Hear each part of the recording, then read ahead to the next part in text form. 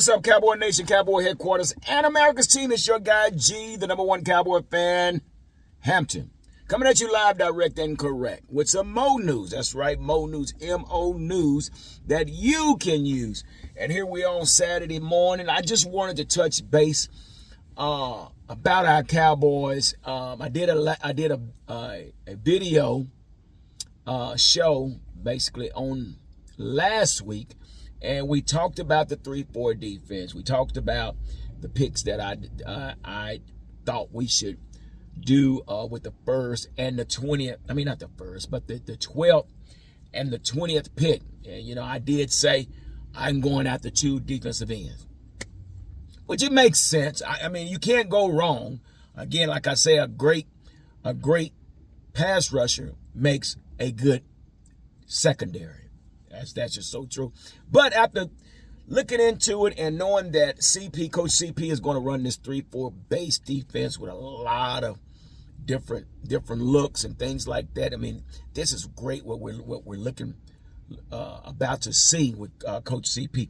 But I have to retract my decisions on the 2 defensive ends, the 2 pass rushers, simply because we know we have Quentin Williams, which is a beast, and we know we have Kenny Clark, which is a beast. So I'm thinking you're going to have certain packages where you'll see both of them on the field, but you'll see packages where you'll probably see one or the other playing the 2 technique or the 0 technique, whatever you want to call it. And I think these guys will probably rotate on that position. But instead of going with 2 pass rushers, I'm going to say what probably will happen is you probably see Osa Digazua move out to the defensive end. And I say that because in a 3-4 base, like I mentioned on the last show last week, in a 3-4 defense, you're going to have some heavyweights at the defensive end. You can have the 6'2", 248 pound, 246 pound defensive end. These will be your linebackers actually playing on the outside. So now what I'm thinking, you want to have Osa slide to one of those DN area positions. But at the same time, at that 12th pick, I still think, I can't remember, his name is Bolton from Auburn. I think he'll be there at the 12th pick. I would go with him at the 12th pick. Now what I'm going to do, I'm going to fall back maybe to the 20th. And with that 20th pick, I think I'm going with a safety.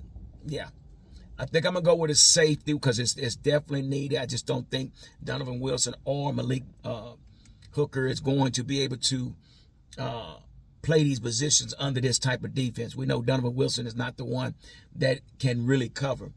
But with that being said, it also leaves the door open for what he's looking for as far as Coach CP in this nickel package. Nickel package, he really needs someone that can play. And I also said Alante Thomas from the Saints is a free agent, along with Alohi Gilman from Baltimore. These 2 safeties are available, so you can get a veteran there and also get your first round pick at the safety position as well.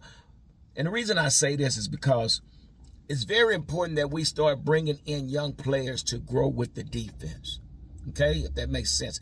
It's very important that we get away from getting these 1-year free agents. Let's bring in some players, some young players, and allow them to grow with Coach CP to where within the 4 years of their contract, this defense is solid.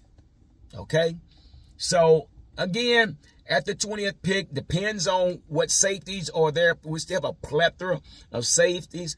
Well, guess what I do? I would actually drop down a few picks. I would give up that 20th to be able to get another extra pick in the 2nd round.